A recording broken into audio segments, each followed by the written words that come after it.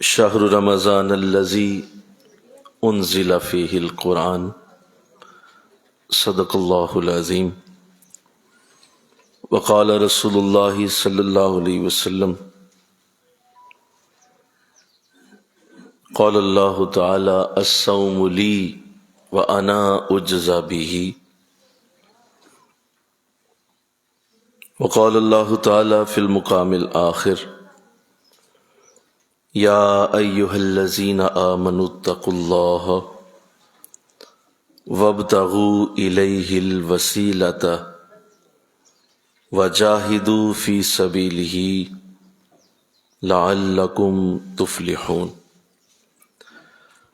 صدق اللہ العظیم رب اشرح لی صدری ویسر لی امری واحلل عقدۃ من لسانی یفقہوا قولی ان اللہ وملائکتہ یصلون علی النبی یا ایہا الذین آمنوا صلوا علیہ وسلموا تسلیما۔ مل کے پڑھیے، صلاۃ والسلام علیک یا رسول اللہ وعلی آلک واصحابک یا سیدی یا حبیب اللہ، صلاۃ والسلام علیک یا رحمۃ للعالمین وعلی آلک واصحابک یا سیدی یا خاتم النبیین۔ برکتوں سے ہے بھرا اس کی ہر ایک صبح اور اس کی ہر ایک شام، برکتوں سے ہے بھری اس کی ہر ایک صبح اور اس کی ہر ایک شام، جتنی تجھ سے ہو سکے عبادت اس میں کر۔ ماہ رمضان المبارک کی آپ سب کو دل کی بہت زیادہ گہرائیوں سے مبارکباد ہے۔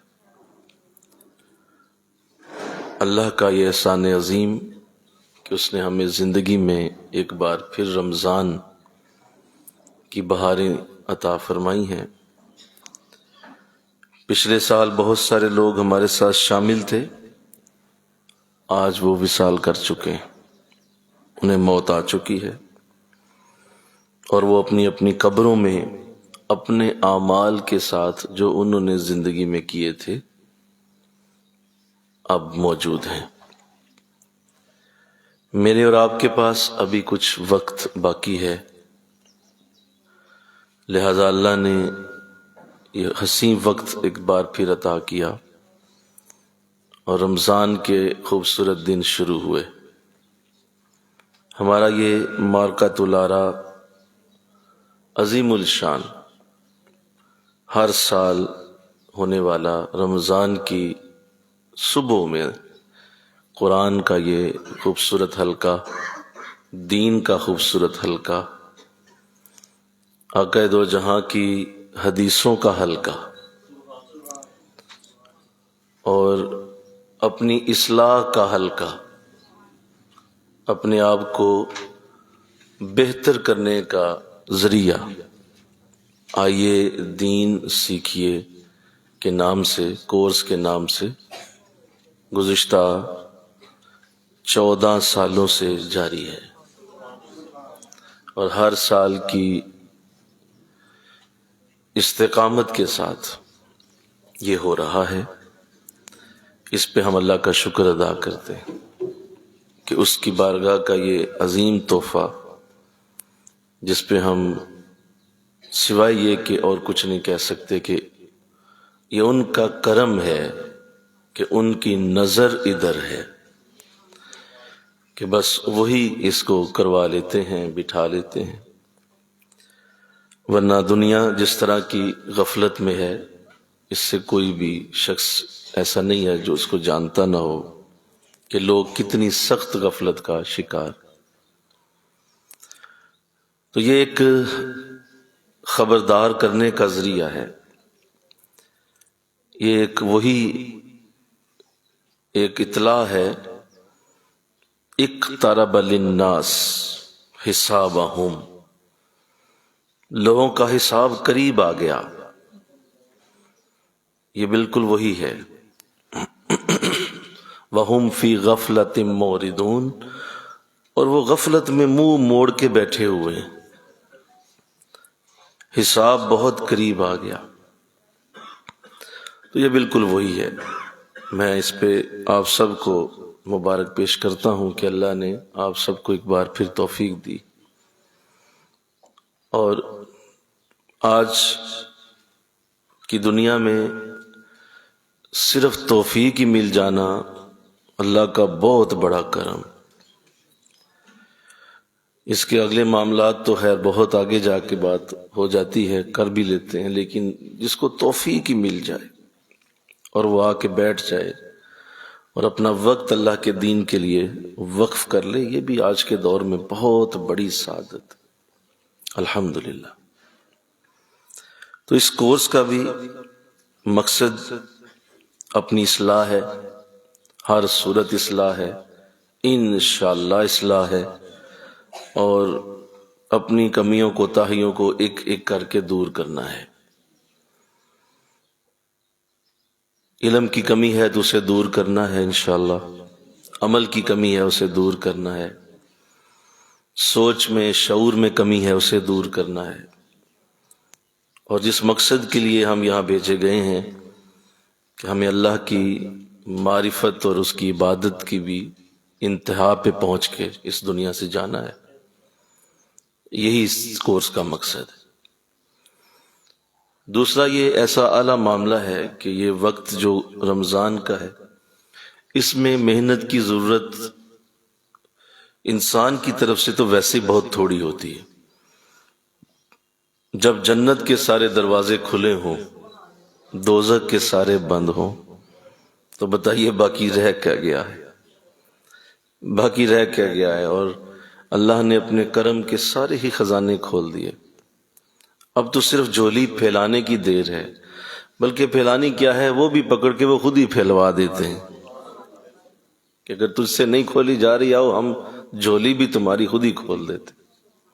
اس قدر بڑا مہینہ ہے، تو بہت تھوڑی ہی ہماری طرف سے توجہ ہوگی۔ اللہ کی بارگاہ کا کرم پہلے ہی اپنے موجوں پہ ہے، ٹھاٹھیں مارتے ہوئے سمندر کی طرح، بے شمار رحمتیں ساتھ ساتھ چلیں گی انشاءاللہ۔ بڑے خوبصورت انداز میں قرآن کے ہی درس ہیں، اور کچھ ایسے موضوعات اس بار آپ کے سامنے رکھے جائیں گے جو انشاءاللہ زندگی کی ایک نئی جہت ہمارے سامنے کھولیں گے، اور ہم سب سے انشاءاللہ وہ اعمال صادر ہوں گے جو شاید پچھلے سالوں میں کبھی نہیں ہوئے، اس سال کی یہ برکت ہوگی انشاءاللہ۔ آئیے، میں نے سورہ مائدہ سے آیت نمبر 35 پڑھی ہے۔ یہ بڑی مشہور آیت ہے، اور اس آیت کو بارہا بار ہم سب نے سنا بھی ہوا ہے، اور اس آیت کی بہت زیادہ گفتگو کی گئی ہے۔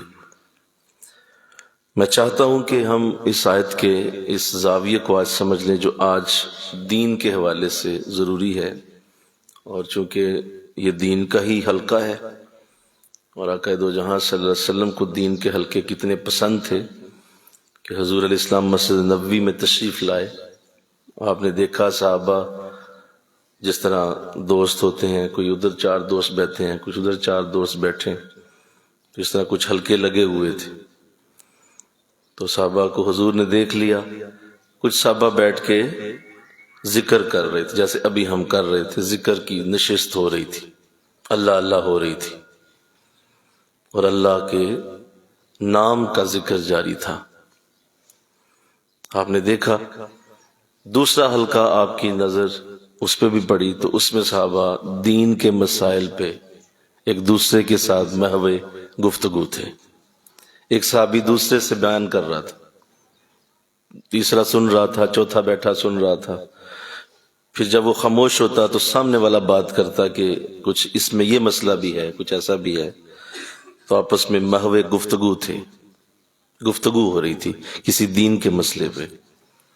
تو آقا علیہ السلام نے دونوں حلقوں کو دیکھا تو آپ نے ارشاد فرمایا کہ کام تو تم دونوں ہی بہت اچھا کر رہے ہو، ذکر والا اپنی جگہ بڑا اعلیٰ ہے، والا ذکر اللہ اکبر، اللہ کا ذکر سب سے بڑا ہے، بہت اچھا کام ہے، لیکن یہ جو تم دین کا حلقہ لگائے بیٹھے ہو نا، یہ جو آپس میں باتیں کر رہے ہو اور ایک دوسرے کو دین کی گفتگو کو سکھا رہے ہو، سمجھا رہے ہو، یہ اس لیے میں پسند کرنے لگا ہوں کہ انما بعثت معلما، مجھے بھی اللہ نے استاد ہی بنا کے بھیجا ہے، تو میں استاد ہوں، معلم ہوں، سکھانے والا ہوں۔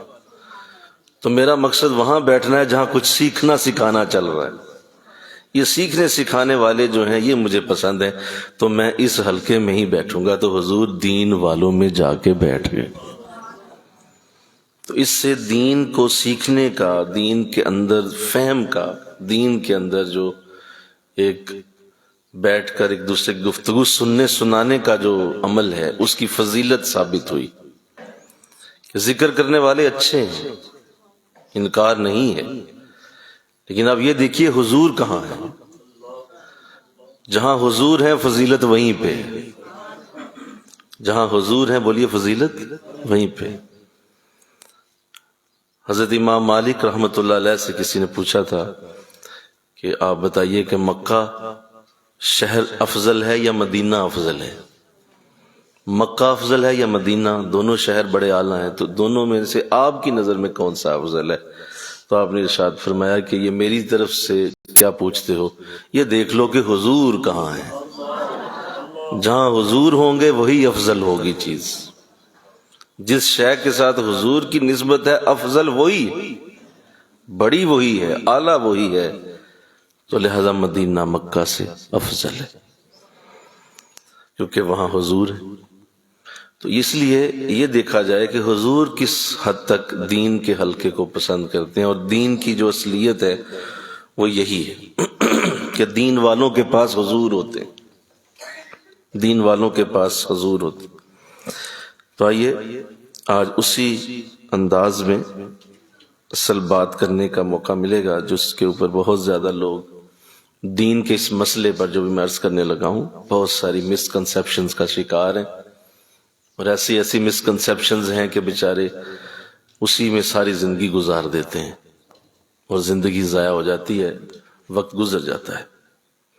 آئیے، یا ایھا الذین آمنوا، اے ایمان والو، اتقوا اللہ، اللہ سے ڈرو، وابتغوا الیہ الوسیلۃ، اور اس کی طرف کوئی وسیلہ ڈھونڈ لو، وجاہدوا فی سبیلہ، اور اس کی راہ میں پھر کوشش کرو، لعلکم تفلحون، تاکہ تم کامیاب ہو جاؤ۔ اس آیت کو اللہ نے بڑی ترتیب سے کچھ حصوں میں تقسیم کیا ہے، اور یہ کچھ حصے ہیں جنہیں جوڑ کے اس آیت کو بنایا گیا ہے۔ پہلے تو ایمان والوں کی بات کی گئی، یا ایھا الذین آمنوا، اے ایمان والو، جن کے پاس پہلے ہی ایمان موجود ہے، لہذا اب سارے کفار تو اس میں سے فارغ ہو گئے، کسی کافر کو خطاب نہیں ہو رہا، کوئی کافر اس آیت سے نہیں کچھ لے پائے گا کیونکہ اس کی یہ آیت ہی نہیں ہے، یہ آیت ایمان والوں کے لیے ہے، اور اس کے اندر ایمان والوں کو خطاب ہے، اور کہا گیا ہے کہ آپ توجہ کیجئے جو ایمان والے ہیں، جن کے اندر ایمان ہے، کہ وہ اللہ پہ ایمان رکھتے ہیں، رسولوں پہ ایمان رکھتے ہیں، وہ اللہ کی کتابوں پہ ایمان رکھتے ہیں، یوم آخرت پہ ایمان رکھتے ہیں، فرشتوں پہ ایمان رکھتے ہیں، اور تقدیر پہ اور یوم آخرت پہ ایمان رکھتے ہیں۔ تو یہ ایمان ہے، اور اس سے بھی بڑے درجے پہ جائیں تو ایمان یہ ہے کہ آقا دو جہاں کی ذات کریمہ جس کو اتنی محبوب ہے کہ اس کی نظر میں حضور سے بڑا دنیا میں کوئی نہیں ہے، اور ماں باپ، اولاد، رشتہ داریاں، یہ سب حضور سے نیچے ہیں، تو حضور نے فرمایا بس وہی مومن ہے، وہی ایمان والا ہے جس کی نظر میں میری ذات سب سے بڑی ہے۔ تو یہ سارے ایمان کی ڈیفینیشنز کوئی بھی اٹھا لیں، یہ ایمان والوں کی آیت ہے، کسی بے ایمان کو، کسی ایسے شخص کو جو ان چیزوں سے آشنا نہیں ہے، اس کے لیے یہ آیت نہیں۔ ارشاد فرمایا اتقوا اللہ، اب ایمان تو آ گیا ہے، ایمان لے لیا ہے، اندر تمہارے یہ چیزیں چلی گئی ہیں، اللہ ایک ہے، رسول موجود ہیں، قرآن ہے، یوم آخرت ہے، سب مان لیا تم نے، جی مان لیا، کہ صرف ماننے سے گزارا نہیں ہونا، اب تم نے اپنے آپ کو گناہوں سے محفوظ کرنا ہے، تقوی اختیار کرو، اتقوا اللہ، اللہ سے ڈر جاؤ، تقوی اختیار کرو۔ اب تمہارے اندر یہ صفتیں آ جائیں اور تمہارے اعمال کے اندر یہ چیزیں موجود ہوں.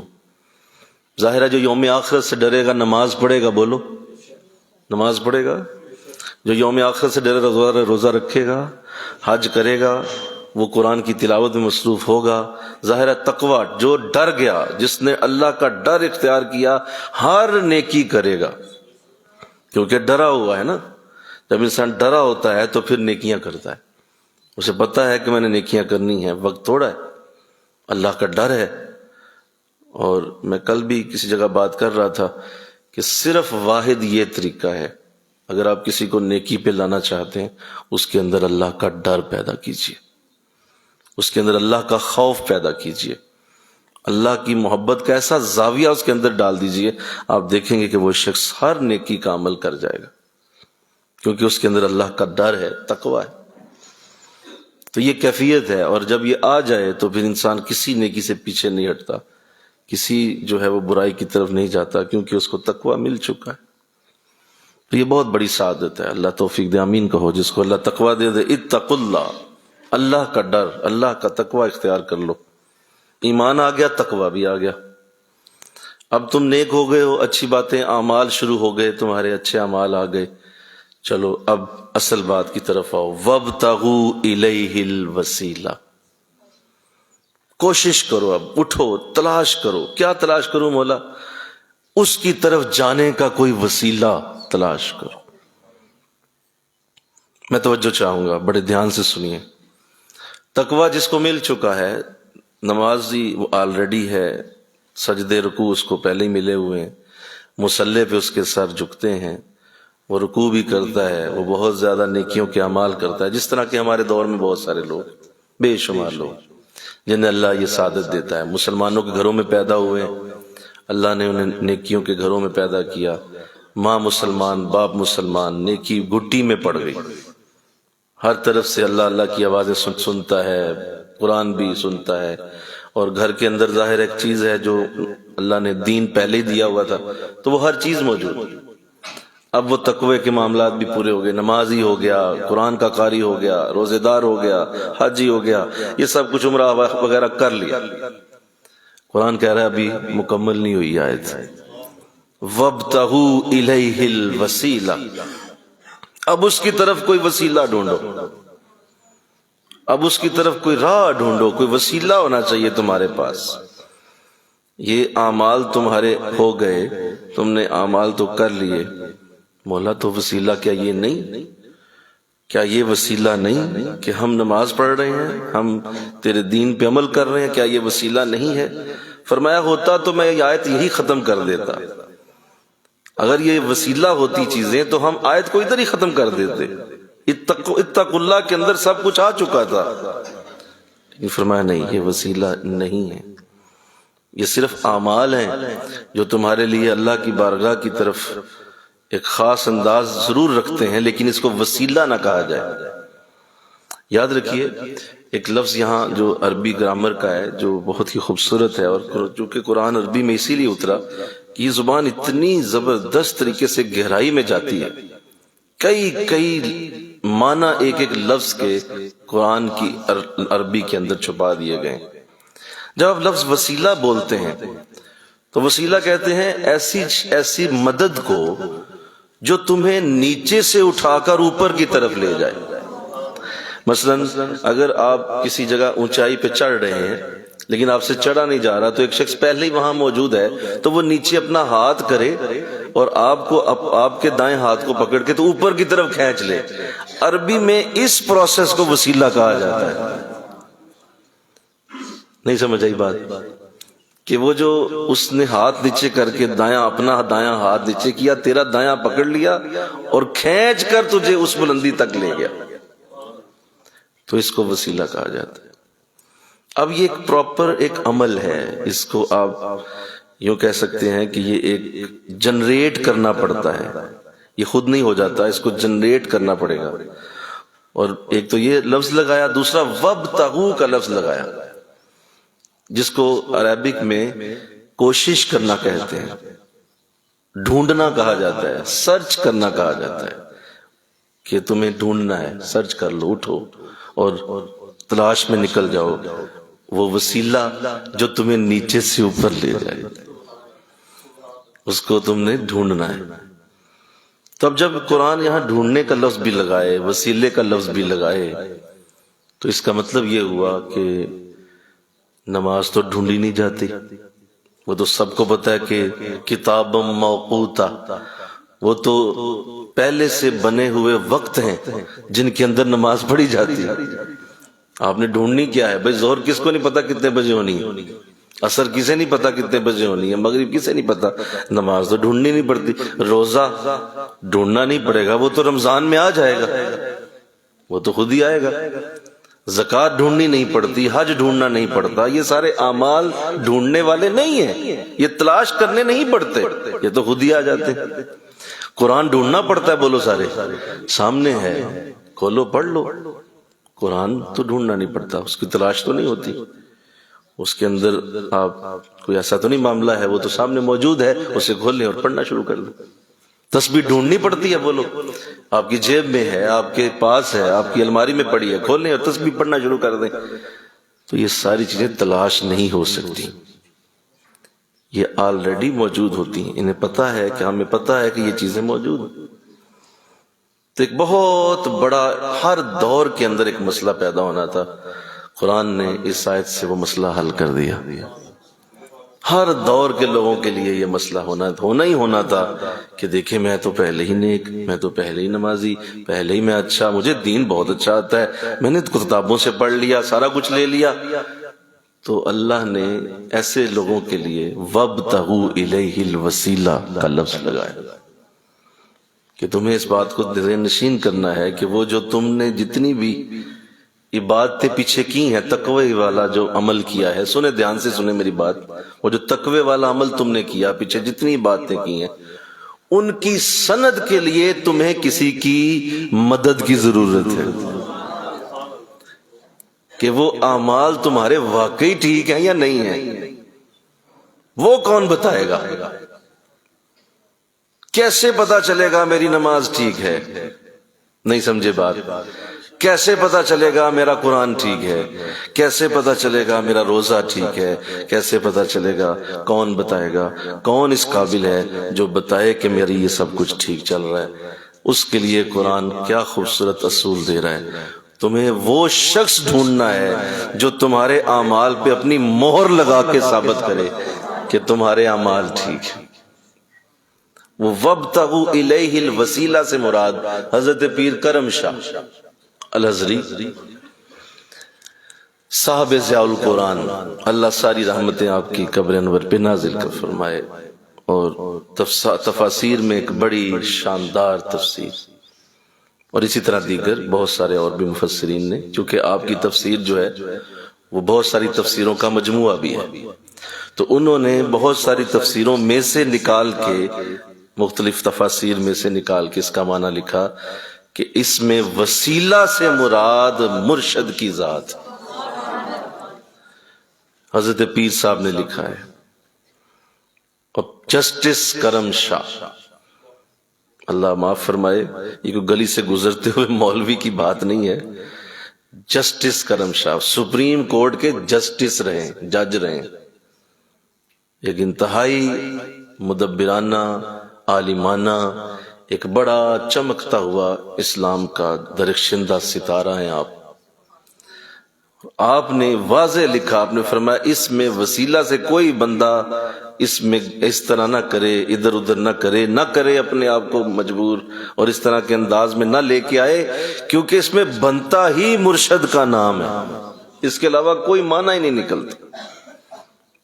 مرشد مطلب رشد دینے والا، ہادی، ہدایت دینے والا، کوئی نام لے لیں آپ، کوئی نام لے لیں، تو اس سے کچھ ذات مراد ہوگی اور اس کی تلاش کرنی پڑتی ہے، وہ تلاش ہوتا ہے۔ اور یہاں میں ایک اور بات بھی عرض کر دوں، آپ ماشاءاللہ چونکہ کافی عرصے سے ان چیزوں سے جڑے ہیں تو آپ کو ان چیزوں کو سمجھنے میں آسانی ہوگی کہ اب جب اللہ نے یہاں تلاش کا لفظ لگایا نا، تو اس کے اندر ایک اور بھی بات ہے کہ یہ بھی سمجھا دیا گیا کہ یہ جو تو پچھلے نیکیاں کر رہا ہے نا، یہ مرشد کا معاملہ تیری کسی دعا سے نہیں ہونا. تو جتنا بھی نیک ہے نا، اپنے گھر نیک ہے، اٹھ باہر اور جا کے اس مرشد کو ڈھونڈ کے آ. تیری نیکیاں اپنی جگہ، تیرے قرآن کے خوبصورت پاروں کی تلاوتیں اپنی جگہ، یہ سب اپنی جگہ، لیکن یہ نہ سوچ بیٹھنا کہ اب ہم یہ شے بھی تیری جھولی میں خود ہی ڈال دیں گے. سبحان اللہ تو کہہ دو. اللہ والوں کی شانوں پہ ذرا سبحان اللہ بول دو یار. کہ یہ نہ سمجھ بیٹھنا کہ یہ خود ہی جھولی میں آ گرے گا پکے پھل کی طرح. اور میں چونکہ نیک بہت ہوں، خود ہی آئیں گے مرشد صاحب مجھے گلے میں ہاتھ ڈالنے کے لیے. ایسا نہیں ہوگا. وَابْتَغُوا، تجھے جانا پڑے گا، تجھے اٹھنا ہوگا، تجھے محنت کرنی ہوگی.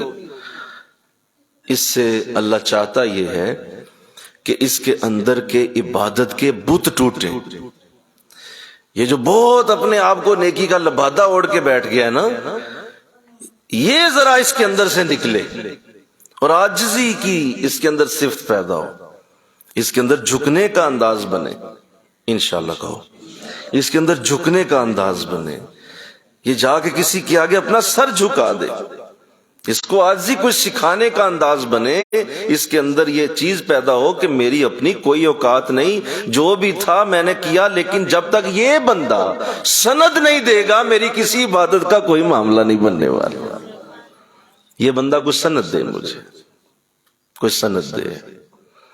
اسی لیے بزرگوں نے کہا سنو یہ بات بڑی اہم بات. اسی لیے بزرگ فرماتے ہیں کہ جس کا شیخ فوت ہو جائے، وصال کر جائے، اس پہ لازم ہے کہ اگلی بیعت کرے. کیونکہ اب اس کے اعمال کی اتھینٹسٹی کون دے گا؟ اس کے اعمال کو کون ویلڈ کرے گا؟ اس کے اعمال کے لیے اللہ کی بارگاہ میں کون پیش ہوگا؟ کیونکہ اس کے شیخ فوت ہو چکے. اسے چاہیے کہ وہ دوبارہ اسی اپنے حضرت کی کسی خلیفے کے پاس جائے، اسے کہ حضرت وہ تو وصال ہو گیا، اب آپ میری طرف سے مجھے شیخ کی برکت دے دیں، اب آپ رحمت فرمائیں. لہذا ان پہ ضروری ہو جاتا ہے کہ وہ دوسرے سے اب جا کے اس معاملے کو بہتر کرے تاکہ وہ ٹوٹا ہوا رستہ جڑ جائے. انشاءاللہ کہو.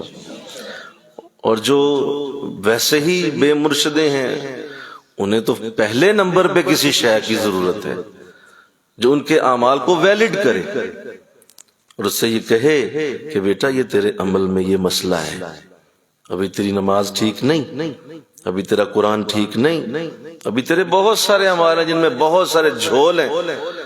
اور سنو میں تمہیں ایک بات کرنے لگا ہوں، جتنی عمر بڑی ہو جاتی ہے اتنی ہی بڑی غلطی بھی انسان سے ہو رہی ہوتی.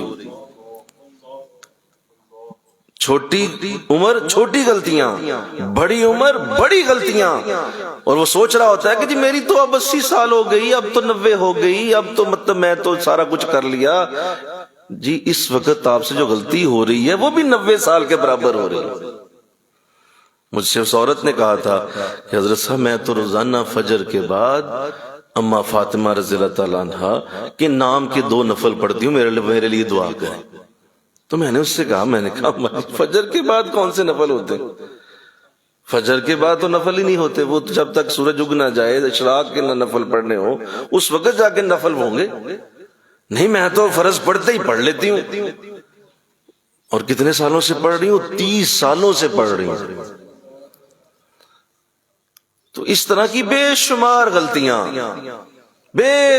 غلطیاں انسان اپنے اعمال میں کر رہا ہوتا ہے اور وہ سمجھ رہا ہوتا ہے کہ مجھے کسی کی اتھینٹسٹی، کسی کی سند، کسی کی ویلیڈیٹی کی ضرورت ہی نہیں ہے. اور نفس اور شیطان دور کھڑے ہو کے ہنس رہے ہوتے ہیں، لگا رہا ہے میرے بچے، لگا رہے شاباش، تیرے جیسا بھی کوئی نیک ہوگا، تو بہت زبردست آدمی ہے، لہذا لگا رہا ہے. اس کو وہ شاباشی دیتے چلے جاتے ہیں. اور ایسے آپ کو ہر گلی میں ملیں گے لوگ کہ ان کو یہاں سامنے بٹھائیں، میں ثابت کر سکتا ہوں کلمہ بھی غلط پڑھیں گے، کلمہ بھی غلط پڑھ دیں گے. ایسے ہی زبردست نفس کی چال ہے یہ.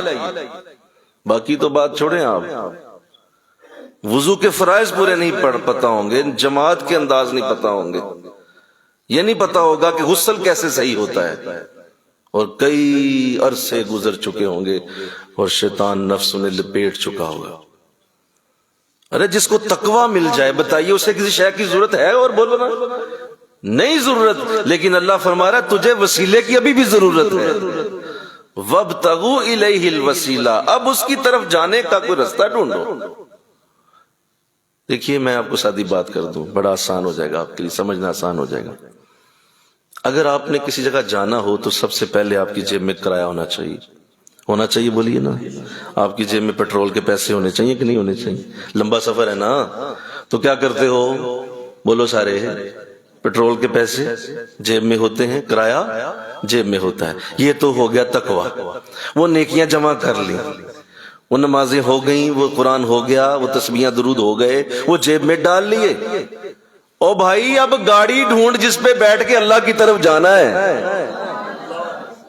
نہیں سمجھ آئی بات؟ وہ گاڑی کدھر ہے جس پہ بیٹھنا ہے؟ نہیں وہ میں خود ہی پیدل ہی چلا جاؤں گا، جا کے دکھا پھر سندھ، راستے میں ہی فوت ہو جائے گا تو۔ لمبا سفر ہے، اللہ کا راستہ ہے نا، مل کے کہو نا سبحان اللہ۔ اللہ کو دو قدم پہ تو نہیں نا بھائی، اللہ کا راستہ ہے، بڑا لمبا راستہ۔ تو نیکیاں نمازیں جیب میں ہیں، اس میں کوئی شک نہیں ہے۔ تو سید بھی ہو سکتا ہے، حضور کی آل کریم بھی تو ہے، اس میں کوئی شک نہیں، وہ سب کچھ تیری جیب میں ہے، لیکن تیری گاڑی کہاں ہے؟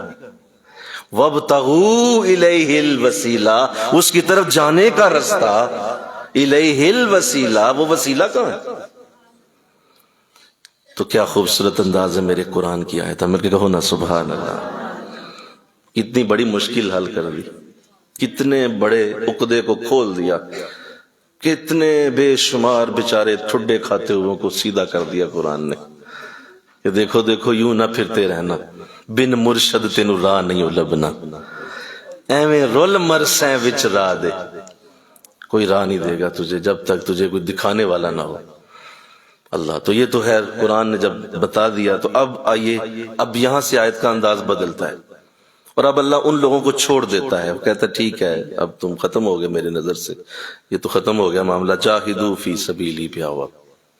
اب ان کے لیے جنہوں نے وسیلہ لے لیا ہے، مل کے کہو سبحان اللہ، انہوں نے بات مان لی ہے قرآن کی، انہوں نے کہا جی ٹھیک ہے ہم حاضر، بالکل درست، بالکل اللہ والا ہونا چاہیے، شیخ ہونا چاہیے، مرشد ہونا چاہیے، ان کے پیچھے چلنے کا اللہ نے حکم دے دیا، اور جو ہماری راستے کی وہ تمام ہدایات کا ذریعہ بنے گا ہم نے لے لیا۔ اب یہاں تک تو آ گئے، اب اللہ ان لوگوں سے مخاطب ہو رہا ہے جو اس راستے کے مسافر ہیں، جو اس گاڑی میں بیٹھ گئے ہیں، جو اس گاڑی کے مسافر بن گئے ہیں، اور انہوں نے اپنی ہٹ دھڑمی چھوڑ دی ہے، اپنے اندر کا ڈھیٹ پونا نکال دیا۔ یہ ڈھیٹ ہوتے ہیں اصل میں لوگ، اپنے آپ کو نا خود ہی جواب دے رہے ہوتے ہیں، وہ جواب دے دے کے عمر گزر جاتی ہے، لیکن اس جواب کا اللہ کے ہاں کوئی بھی وٹک نہیں ہوتی۔ اللہ کہتا ہے میں نے تو قرآن میں کھلا کہا تھا کہ تمہیں اپنے آپ کو خود جواب نہیں دینا، جو ہم نے کہا تھا اس پہ عمل کرنا ہے۔ ہم کتنے خوش نصیب ہیں، اللہ نے ہمیں اپنے کرم سے ہی اس راستے پہ ڈال دیا۔ یہ آیت تو بعد میں پڑھی تھی، مل کے کہو نا سبحان اللہ، یہ آیت تو بعد میں، مرشد نہیں پڑھائی تھی، پڑھائی بھی انہوں نے تھی۔ یہ تو کرم ہو گیا نا کہ خود ہی اللہ نے راستے پہ ڈالا، یہ تو اس کا فضل ہے، ورنہ بے شمار لوگ اس آیت سے نہیں سمجھتے، پی ایچ ڈی کر جاتے، انہیں اس آیت کی سمجھ نہیں آتی، وہ کہتے ہیں نہیں اس میں ہم اپنی مرضی سے منع کریں گے، تو کر لیں آپ اپنی مرضی سے منع، قرآن کچھ اور کہہ رہے۔ اب جب ان کی باری آتی ہے جو اس راستے کے مسافر ہیں اور اس شخصیت کے ساتھ جڑ گئے، لہذا یہ میں خانہ ہے بطحا کا، یہاں نظروں سے پی جاتی ہے، پیمانے نہیں ہوتے۔ اب کم کوشی حرام ہو گئی، وَجَاهِدُوا فِي سَبِيلِهِ، اب اس کے رستے میں جہاد کرو۔ وسیلہ مل گیا، موجیں ہو گئی؟ نہیں جناب، موجیں نہیں ہو گئیں، اب تو کام شروع ہوا۔ مرشد ملا، حضرت کی سعادت ملی، مل گئی، اب تو ڈیوٹی بڑھ گئی، اب تمہاری ڈیوٹی بہت زیادہ ہو گئی، اب تم ذمہ دار آدمی ہو۔ جس طرح کہتے ہیں نا جس کی شادی نہیں ہوتی کہتے ہیں غیر ذمہ دار ہے، لیکن جب شادی ہو جاتی ہے تو کہتے ہیں اب ذمہ داری آ گئی اس پہ۔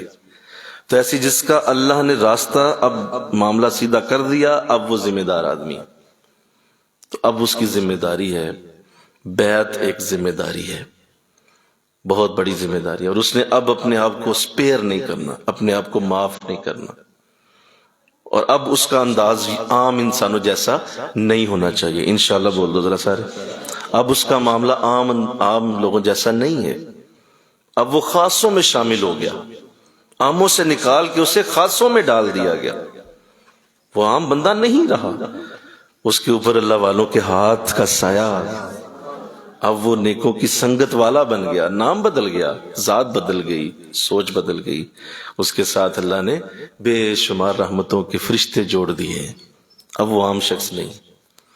لہذا اسے یہ سمجھنا چاہیے، انشاءاللہ کہو، اسے یہ سمجھنا چاہیے سب سے پہلے ایسا شخص یہ جانے کہ وہ عام شخص نہیں ہے، اور اب اس کے لیے راستہ اس طرح کا نہیں رہے گا کہ وہ گھر بیٹھے رہے، نہیں، ایسا کرنا اب اس پہ حرام ہو گیا۔ وَجَاهِدُوا فِي سَبِيلِهِ، اب وہ جہاد کرے گا، جہاد کے لیے تیار ہو جائے، تیاری کر لے، اب تیاری پکڑے، اب جہاد شروع ہونے لگا اس کا۔ اس سے پہلے جہاد نہیں تھا، بولو نا، نہیں تھا۔ اس سے پہلے کون سا شیطان نفس، تو اس کے لیے تو اس چھوٹی سی انگلی سے بھی کھلانے کے لیے وہ کہتا تھا یہ بھی زیادہ ہے، اس سے پہلے وہ تیرے سامنے کھڑا نہیں ہوتا تھا، اس کے لیے وہ کہتا تھا کہ یہ میرے جیسا ہے نہیں، ابھی اس کے سامنے کھڑا ہونے کی مجھے ضرورت ہی کوئی نہیں، اس کو تو پہلے ہی اپنی انگلیوں پہ نچا رہا ہوں۔ اس کا مطلب جو ہی شیخ ملا، اب تمہارا نفس کے ساتھ جہاد شروع ہوا، اب جہاد، وَجَاهِدُوا فِي سَبِيلِهِ، اب اس کے راستے میں جہاد شروع کرنا ہے، اب معاملہ اور ہو گیا۔ تو اللہ یہ سمجھنے کی توفیق دے، آمین کہو۔ میں آپ کو اصل میں اس جگہ پہ لانے کے لیے شاید کو میں نے پڑھا ہے، باقی پچھلی باتیں تو پہلے ہی آپ کو پتا تھی، یہ اصل وہ انداز ہے جس پہ آپ لوگوں کی توجہ کی ضرورت ہے۔ وَجَاهِدُوا فِي سَبِيلِهِ، اب اس کے راستے میں جہاد کرو۔ اس کے لیے پہلی بات یہ سن لو کہ تمہارا واپسی کا دروازہ بند ہو چکا ہے، تمہارا واپسی کا دروازہ بولو بند ہو چکا ہے، اس کا کوئی واپسی کا دروازہ نہیں ہوتا۔ جب آپ انٹر ہو جائیں اس راستے پہ، اب واپسی نہیں ہے۔ اللہ نے اب آپ کا رخ اپنی طرف کر لیا ہے، اور وہ رخ موڑنے والوں کو بڑا سخت ناپسند کرتا ہے۔ اس کا رخ اب تیری طرف ہے، تیرا رخ اللہ کی طرف ہے، لہذا اب واپسی کا دروازہ بند ہو گیا۔ اپنے آپ کو یہ سمجھا لو کہ تمہاری زندگی، تمہارا مشن ہی نیکیوں کو پھیلانا ہے، بس یہ تمہارا مقصد ہے، تم پیدا ہی اس لیے ہوئے تھے۔ یہ اپنے آپ کو سمجھا لو، اچھی طرح اپنے آپ کو بتا لو، اچھی طرح اپنے اوپر یہ چیز ڈال لو کہ یہی تمہاری زندگی ہے، اور اگر تم نے ایسا نہ سوچا تو تمہارے لیے اس راستے پہ چلنا مشکل ہو جائے گا۔ یہ اپنے اوپر جب تک تم پوری طرح سے ڈالو گے نہیں کہ یہی میری زندگی ہے، میں اسی لیے بنا تھا، میرے رب نے مجھے راستہ دے دیا، اب اس پہ چلنے کے لیے پہلی ضرورت یہ ہے اپنے دل و دماغ کو یہ بات بتا دو کہ یہی میری زندگی ہے۔ انشاءاللہ کو میں نے درس سننے ہیں، میں نے درس سنانے ہیں، میں نے مجالس ذکر میں بیٹھنا ہے، ذکر کرنا ہے، کروانا ہے، ختمہ شریف پڑھنے ہیں، ختمہ شریف پڑھانے ہیں، میرا یہی کام ہے، ساڈا پتر ہے ہی کام ہے۔ جیسے وہ ہوتے ہیں نا کوئی بڑے جو کام کرنے والے مزدور ٹائپ طبقہ، تو جب بچہ نہیں نا کام کرتا تو وہ بٹھا کے سمجھاتے ہیں پتر ساڈا کام ہی ہے، اسی ہے ہی کرنا ہے۔ تو ایسے ہی ہم بیٹا بتانے ہی لوگوں کو نیکی کا رستہ ہے، ہمارا کام ہی ہے، ہم نے صبح بھی کرنا ہے، شام بھی کرنا ہے، دوپہر بھی کرنا ہے، رات بھی کرنا ہے، ہمارا اور کوئی۔ جب آپ ذہن میں یہ چیز ڈال لیں گے، دماغ میں چلی جائے گی، ہر طرف سے آسانیوں کا نزول شروع ہوگا، اور وہ جہاد شروع ہو جائے گا جس کے لیے قرآن کہہ رہا ہے۔ یہاں عجیب حال ہے، یہاں عجیب حال یہ ہے کہ جناب نے بیعت کر لی ہے، محترم نظر ہی نہیں آ رہے اب، اور کسی کو بتاتے پھر رہے ہیں شکر ہے اللہ کا، اللہ نے مرشد دے دیا، ہن تے ساڈے بیڑے پار نے، ہن تے بیڑے پار لگ جاندے۔ بیڑے پار نہیں لگیں گے، تجھے ڈبو کے ماریں گے۔ کوئی نہ یہ سوچے کہ بیڑے پار لگتے ہیں، ایسے فضول باتیں سوچ سوچ کے اس امت کو جس حال تک پہنچا دیا گیا ہے وہ تم خوب دیکھ رہے ہو، کوئی ایسی بات نہیں ہے، قطعاً نہیں ہے۔ جہاں سیدنا فاروق اعظم کو حضور سورہ بقرہ 10 سالوں میں پڑھائیں، 10 سالوں میں فاروق اعظم سورہ بقرہ پڑھیں، تیری اور میری اوقات کیا ہے ان کے آگے؟ وہ اتنی محنت کریں وہ لوگ کہ جو حضور کی سنگت میں بیٹھنے والے تھے، اور تو مرشد پکڑ کے تو چھالے مارتا پھرے، نہیں جی ہو گیا مسئلہ حل۔ کیا مسئلہ حل ہو گیا؟ آپ نے کیا کیا آج تک؟ وَجَاهِدُوا فِي سَبِيلِهِ، میں قرآن پڑھ رہا ہوں، کچھ آپ کا جہاد کہاں ہے؟ جی میں گھر ہی بیٹھا ہوں، میں 2 نمازیں پڑھ لوں تو باقی مرشد پڑھا دیں گے۔ کیسے پڑھا دیں گے؟ یہ فضول باتیں سوچنا بند کرو، انشاءاللہ کہو ایسی کوئی بات نہیں اللہ کے ہاں، قطعاً کوئی بات نہیں۔ محنت، کوشش، اٹھ باندھ کمر، کیا ڈرتا ہے والا معاملہ ہے۔ یہاں پہ تو ایسا ہے ہی کچھ نہیں، ہر صحابی محنت کرتا رہا، سارے صحابہ حضور کے ساتھ جنگیں لڑتے رہے۔ اگر اس طرح پھونکوں سے ہی ہو جاتا تو حضور پھونکے مار کے سارے بدر بھی نہ لڑتے۔ آپ کیوں احد لڑی گئی، کیوں خندق لڑی گئی، کیوں حنین ہوا، ارے کیوں کربلا ہوا، کیوں کربلا کا واقعہ پیش آیا؟ اگر پھونکوں سے ہی سب کچھ ہو جانا ہے اور پیر صاحب بھی کر دیں گے تو پھر کیا کربلا کی ضرورت تھی؟ حضرت امام حسین سے بڑا پیر کون ہو سکتا ہے رضی اللہ تعالیٰ عنہ۔ یہ بے عملی بند کرو، اس بے عملی سے کچھ ہونے والا نہیں ہے۔ عمل سے زندگی بنتی ہے، جنت بھی جہنم بھی۔ یہ خاکی اپنی فطرت میں نہ نوری ہے نہ ناری۔ تو یہ پہلی بات انشاءاللہ کہو، اپنے دل و دماغ میں ڈالو کہ تمہارا کام ہی یہ ہے، ہم اسی لیے آئے ہیں اور ہم نے یہی کرنا ہے انشاءاللہ۔ دوسری بات، وَجَاهِدُوا فِي سَبِيلِهِ کے اندر وہ رستہ جو تمہارے شیخ نے تمہیں دیا ہے اس کو اپنا پہلا اور آخری رستہ بناؤ، وہی عمل شروع کرو جو وہ کرتے ہیں، وہی عمل شروع کرو اور ان کی ترتیب خراب نہ کرو۔ جو ترتیب میں وہ کام کر رہے ہیں، مثلا وہ ختمہ شریف کی مجلس ہوتی ہے تو تلاوت ہوتی ہے، نعت ہوتی ہے، اس کے بعد درس ہوتا ہے، اس کے بعد وہ دعا ذکر کراتے ہیں، ذکر کے بعد دعا کرتے ہیں، آخر میں کھانا ہوتا ہے۔ اسی ترتیب کو جاری رکھو، یہ ہے جہاد اصل میں۔ سنو میری بات، کیوں؟ کیونکہ اس میں نفس اپنی چیزیں ڈالتا ہے، وہ کہتا ہے تو فلاں بھی شاید ڈالنا اس کے اندر، تو بڑا نیک آدمی ہے، تجھے فلاں بھی چیز آتی ہے، فلاں بھی آتی ہے، یہ بھی اس کے اندر ڈال نئی چیز۔ تو آپ نے فوراً سے جواب دینا، نہیں یہی تو جہاد ہے تیرے ساتھ میرا، وہ جو میرے بزرگوں کا طریقہ چلا آ رہا ہے میں اسی طریقے کو آگے جاری رکھوں گا۔ نیا طریقہ اس کے اندر ڈالنا منع ہوتا ہے، جو بزرگوں کا طریقہ ہے۔ حضور سیدنا مجدد الفسانی رحمۃ اللہ علیہ جب آپ ذکر کی مجالس فرماتے تو آپ خصوصی طور پہ یہ فرماتے، بھائی دیکھو میرا طریقہ وہی ہے جو حضرت شاہ نقشبند رحمۃ اللہ علیہ کا ہے، خود ذکر کرتے ان کا، فرماتے ان کا ذکر ہے، اور شاہ ایشاں کا لقب آپ ان کے لیے بولا کرتے، شاہ ایشاں آپ فرمایا کرتے یہ شاہ ایشاں کا طریقہ ہے۔ خود اپنی ذات کی کتنی بڑی برکت رکھتے تھے لیکن اپنے مرشد کے طریقے کو نہیں بدلا، وہی ذکر خفی آگے رواج دیا اور آج تک اسی کو رکھا گیا۔ اور جب بھی کوئی ایسا کرتا ان کی مجلس میں تو آپ فرماتے بھائی اس کو اٹھاؤ اور میرے مجلس سے باہر لے جاؤ، اسے میرے بزرگوں کے طریقے کو کوئی نہ چھیڑے۔ یہی تو جہاد ہے کہ ان کے راستے کو وہی رکھا جائے جس طرح کا راستہ انہیں عطا کیا اللہ نے، رسول۔ انشاءاللہ کہو لہذا ختمات خواجگان کی مجالس کو پیور رکھو، اس کو مکمل طور پہ اپنے اوپر ڈال لو اور اپنے اوپر ہفتہ وار ماہانہ اس کا سلسلہ شروع کرو۔ جو صاحب اجازت یہاں بیٹھے ہیں، کئی صاحب اجازت ہیں، میں ان سے مخاطب ہوں، ابھی میری بات غور سے سنیں، ہاتھ کھڑے کریں جو صاحب اجازت ہیں، مردوں میں صاحب اجازت ہاتھ کھڑا کریں جنہیں ختمہ شریف کی ماشاءاللہ کافی لوگ بیٹھے ہیں، زندہ باد۔ ہفتہ وار آپ پہ ختمات شریف خود پڑھانا یہ لازم ہے۔ میں نے کیا بولا؟ سارے بولو، پڑھانا آپ پہ لازم ہے، چاہے آپ گھر پڑھائیں کسی اور جگہ پڑھائیں، آپ کی اپنی مرضی ہے، لیکن آپ نے ہفتہ وار کسی نہ کسی دن میں ختمہ شریف پڑھانے انشاءاللہ کو۔ یہ جہاد ہے، وجاہدوا فی سبیلہ۔ اب اس رستے پہ جہاد کرو۔ کوئی ماحول نہیں بن رہا، کہیں نہیں ماحول بنتا، خود پڑھو، کوئی نہیں ساتھ بیٹھ رہا، خود بیٹھ جاؤ، لیکن آپ نے اسے چھوڑنا نہیں ہے۔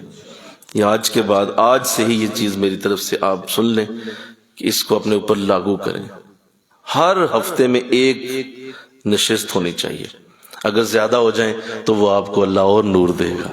میری طرف سے 4 ہیں، اسی طرح میری بچیاں یہاں بیٹھی ہیں، ہاتھ کھڑا کریں جو ختمات کی اجازت والے ہیں، ہاتھ کھڑا جو صرف ختمات کی اجازت، ماشاءاللہ بہت زیادہ تھا وہ، ماشاءاللہ زندہ باد، بہت زیادہ تعداد ہے۔ بیٹو آپ نے بھی ہر ہفتے میں ایک دن ختمات شریف ضرور پڑھانے ہیں۔ پڑھنے اگر آپ نے کہیں پڑھے تو وہ اکاؤنٹ نہیں ہوں گے، وہ آپ کے اکاؤنٹ نہیں ہوں گے۔ ویسے ختمات آپ نے پڑھ لیے، وہ برکت ہو گئی، لیکن آپ کے اکاؤنٹ تب ہوں گے جب آپ خود پڑھائیں گے، اور اس کو اپنے شروع کر دینا انشاءاللہ، اور اس کو ہفتہ وار کیجئے۔ میری طرف سے یہ ضمانت لے لیجئے، اللہ ہر برکت گھر میں دے گا، برکت ہر رحمت دے گا، ہر فضل دے گا، ہر رزق دے گا، ہر کرم دے گا۔ کچھ بول لیں، آج رمضان آ گیا، پہلا رمضان، اللہ سب کچھ دے دے گا، لیکن یہ ترتیب، یہ جہاد نہ چھوڑیں۔ حضرت صاحب اکیلے ہی کر رہے ہیں، وہ کر رہے ہیں، محنت کر رہے ہیں، تو بھئی وہ اپنی کر رہے ہیں نا، انہوں نے اپنی قبر میں جانا ہے، انہوں نے اپنی قبر کے اندر جا کے اس کی محنت کو دکھانا ہے۔ آپ اپنی قبر کو بہتر کریں۔ ہم نے آپ کو سکھایا، آپ کو بتایا، دکھایا، بیٹا یہ طریقہ ہے، کرو اسے، تو انشاءاللہ کہہ دیں۔ دونوں سے میں نے آج یہ بات کر دی، جاہدو فی سبیلہ، جہاد شروع کریں۔ ظاہر ہے مشکل کام ہوگا، کبھی کام پڑے گا، کبھی کہیں جانا ہوگا، کبھی طبیعت ناساز ہوگی، کبھی گھر میں ماحول نہیں بنے گا، یہی تو ہم نے کور کرنا ہے۔ اگر یہ آپ کو آسانی سے ہی مل جائے تو یہ ملائی نہیں ہے، یہ کوئی پکی پکائی کھیر نہیں ہے کہ آپ کے سامنے رکھ دی جائے گی۔ آپ نے جہاد کر کے اسے خود کرنا ہوتا ہے، اور آپ نے اس کو اپنے اوپر ڈالنا ہے۔ آپ اندازہ کریں، ابھی میرے سامنے لوگوں نے جو ہاتھ اٹھائے، اگر میں گنتا تو تقریباً 100 سے زیادہ لوگ تھے۔ ایک ہفتے میں 100 جگہوں پہ ختمات ہو رہے ہوں، نہیں صحیح سوچ کے بتاؤ ذرا مجھے، آنکھیں بند کر کے ذرا سوچو تو صحیح۔ 100 جگہوں پہ ایک ہفتے میں ختمات خواجگان پڑے جا رہے ہوں، بتائیے کتنی برکت اترے گی۔ اور یہی قرآن کہہ رہا ہے وَجَاهِدُوا فِي سَبِيلِهِ، اس کے رستے میں جہاد کرو، اور اپنے آپ کو نکال لو، نکل کے اٹھ باندھ کمر والا معاملہ بنائے۔ اور گھر میں ہر شے نہیں آ کے مل جاتی، اللہ کا کرم ڈھونڈنا ہوتا ہے، اس کے لیے جہاد ہوتا ہے۔ آخری لفظ، پھر اس بات کو سمجھ لیں کہ ماشاءاللہ یہ جو آپ کو دیا گیا ہے ختمات خواجگان، کسی کو دلال الخیرات شریف کی اجازت ہے، کوئی ماشاءاللہ صاحب خلافت یہاں بیٹھے ہوئے ہیں۔ صاحب خلافت والا تو خیر وہ تو بیچارہ ذبح ہی ہو گیا نا، اس کے لیے تو میرے پاس لفظ ہی کوئی نہیں نا، اس کے لیے کوئی لفظ نہیں، میں بول ہی نہیں سکتا، کیونکہ وہ تو بیچارہ ذبح ہے، کیونکہ اس کے اوپر تو معاملہ اتنا بڑا ہے کہ اس کی تو ایک نس کے اندر یہ ذمہ داری ڈال دی گئی ہے، کیونکہ وہ اور چیز ہے، تو اس کو تو میں کہنا ہی کچھ نہیں چاہتا، نہ میں کہہ سکتا ہوں، کیونکہ اس کی ڈور آگے پکڑا دی جاتی ہے، تو وہ معاملہ اور ہے۔ اللہ انہیں بھی اور برکت دے، آمین کہو۔ دعائیں ساتھ ہوتی ہیں، لیکن شیخ اس کے لیے پھر کچھ خاص نہیں، وہ بیٹا تو پہلے چل رہا ہے راستے پہ، اور چل اور محنت کر، اس کا معاملہ بڑا ہے۔ خلافت والے جو دلال الخیرات والے ہیں وہ بھی بہت بڑا جہاد کر رہے ہیں، کیونکہ ان کے معاملات اور ہوتے ہیں، انہوں نے دلال الخیرات بھی پڑھنی ہے ساتھ، اور حضور پہ درود پڑھنے کا جو انداز دلال الخیرات کا ہے اس سے بڑا بھی کوئی نہیں ہے، کہ اس کے اندر اتنے پیارے درود ہیں کہ جب آپ اسے پڑھتے ہیں تو آپ کا جی چاہتا ہے کہ بس یہ کتاب اور میں ہوں، اس قدر خوبصورت درود اس کے اندر لکھے گئے۔ تو دلال الخیرات والے تو خیر اور بڑا جہاد کر رہے ہیں، تو اللہ آپ سب کو برکت دے، آمین کہو۔ یہی قرآن کہہ رہا ہے، اور اس کے بعد آپ نے یہ ذہن نشین کرنا ہے، بڑی اہم بات، آخری بات کرنے لگا ہوں، کہ اس جہاد کو آپ نے اس طرح سے کرنا ہے کہ یہ نہیں ہو سکتا کہ جب آپ یہ خوشبو لے کے چلیں تو کوئی خوشبو سونگھنے والا نہ آئے، یہ ہو ہی نہیں سکتا کہ آپ ایک روشنی لے کے چلیں، کوئی روشنی کے ساتھ چلنے والا نہ پیدا ہو، یہ اللہ نے اصول ہی نہیں بنایا۔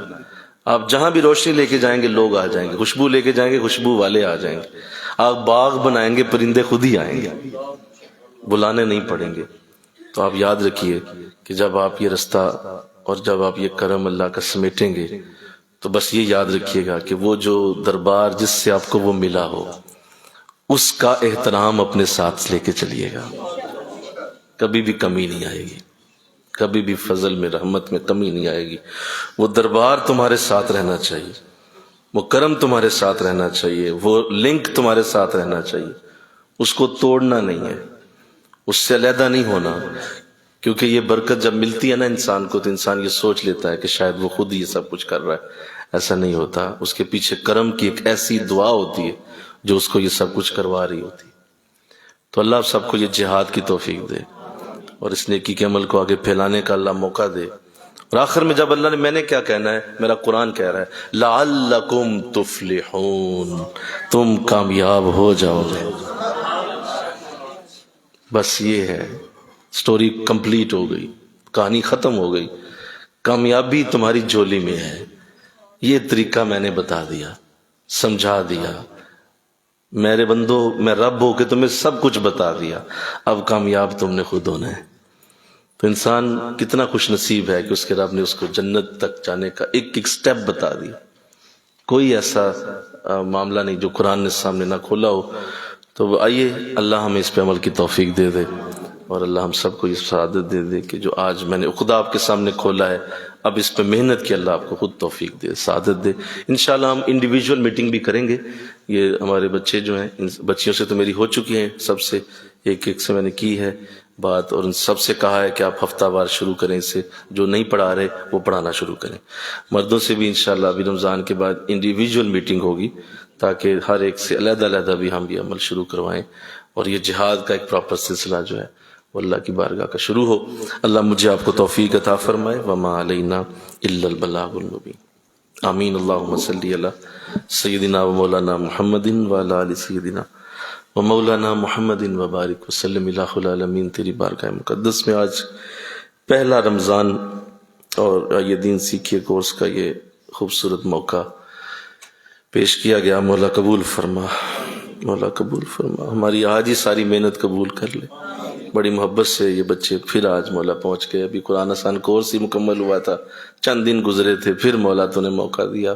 اللہ ہمیں اسی طرح کے کاموں میں مصروف رکھنا، ہماری زندگی انہی میں گزر جائے، ہمارے دن و رات اسی میں گزر جائیں، ہماری شب و روز اسی میں گزر جائیں۔ ہم مولا تیری بارگاہ میں کبھی بھی غیر حاضر نہ ہوں۔ اللہ جتنے آئے سب سلامت رہیں، باکرامت رہیں، اور ان کو دین کی حقیقی سمجھ اور فہم عطا فرما، آگے لوگوں تک پہنچانے کی توفیق عطا فرما۔ رمضان کے دن ہیں مولا، ہم تجھ سے اتنا مانگتے ہیں جتنی تیری خدائی ہے، مولا عطا فرما، مولا عطا فرما۔ اس کے مطابق ہمیں ظرف بھی عطا فرما، اس کے مطابق ہمیں برتن بھی عطا فرما۔ مولا ان تمام کے معاملات کو اپنے کرم سے اعلیٰ بنا دے، اعلیٰ سے ابھی اعلیٰ بنا دے۔ لا حول ولا قوة الا باللہ العلی العظیم، وصلی اللہ تعالی رسول خیر خلقہ محمد وآلہ وصحبہ اجمعین برحمتک یا ارحم۔ اللہ آپ سب کو برکت دے۔ حلقے لگا لیں، حلقے لگانے بڑا ضروری ہیں، 10 منٹ صرف حلقوں کے لیے ہوں گے، صرف 10 منٹ، اور اس کے بعد آپ تشریف لے جائیں، کیونکہ ظاہر ہے بچوں نے اسکولوں میں جانا ہے، تو 10 منٹ کے لیے حلقے لگائیں۔ موضوعات دے دیے گئے ہیں، جو حلقہ لگانے والی بچیاں ہیں یا ادھر مرد حضرات ہیں، انہی موضوعات کے اوپر آپ نے 10 منٹ گفتگو کر لینی ہے۔ بسم اللہ، حلقے لگا لیں۔